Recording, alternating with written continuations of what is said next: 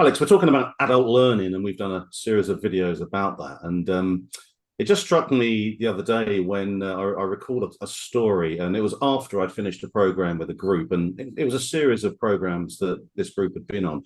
And one or two of the people came up to me afterwards and said, do you know what? That was really good. It made it super relevant for us. There was lots of takeouts from it, and they compared and contrast with some of the previous things they've been doing, which had been highly academic, and I think they left basically scratching their heads as, yeah, okay, but so what?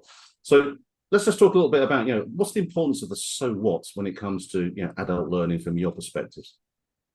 It's a really good question, Gareth, because one of the challenges to adult, or one of the many challenges for adult learning is the fact that the people that you are working with need to want to learn. And one of the things that encourages people to want to learn is if they get the relevance to their day-to-day roles. If you look at what you might call traditional training, whatever that really means, traditional training very often has a lot of theory in it, it has a lot of research in it, and that's all well and good because research and theory are valuable underpinnings to substantive work.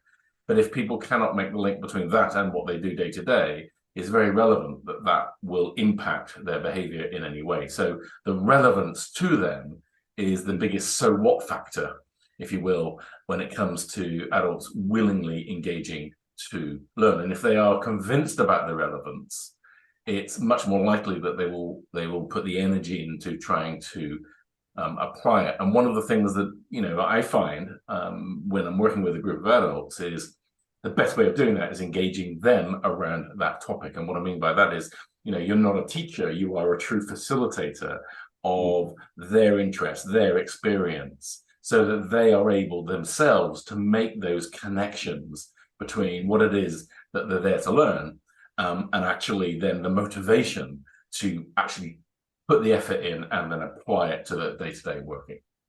So that's interesting. So it's got to be relevant. There's got to be a big so what. So when you actually think about a lot of corporate training, if you like, there's often a feeling that people are put onto courses, which I guess starts to degrade that potential so what. So what are some of the ways that we can handle that?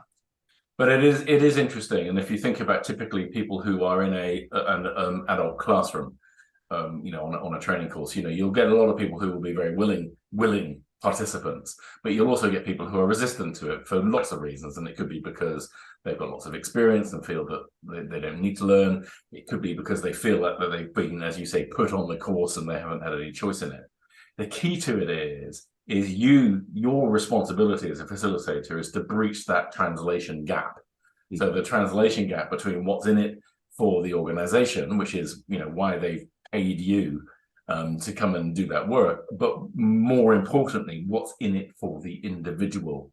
And that relevance, therefore, becomes even more important to help breach that translation gap. Your responsibility as a facilitator is to engage the group around their experience within the context of what you're learning together, so that they are able to hop over that wall, if you will, and then understand that relevance. And therefore, they're much more likely to want to apply what it is that they've learned. Okay, so it's not just about relevance and the so what to the business. It's got to be individual and personal to them. Otherwise, that barrier to learning is just going to remain. Absolutely. And it's your responsibility as a facilitator to help them over that wall. Because if you think about a wall, unless you can see over it, you don't know what's on the other side. So your job is to help them over that and give them the motivation and the skill to want to put the energy and the effort into getting over it. Okay, great tips. Thanks, Alex. Appreciate it.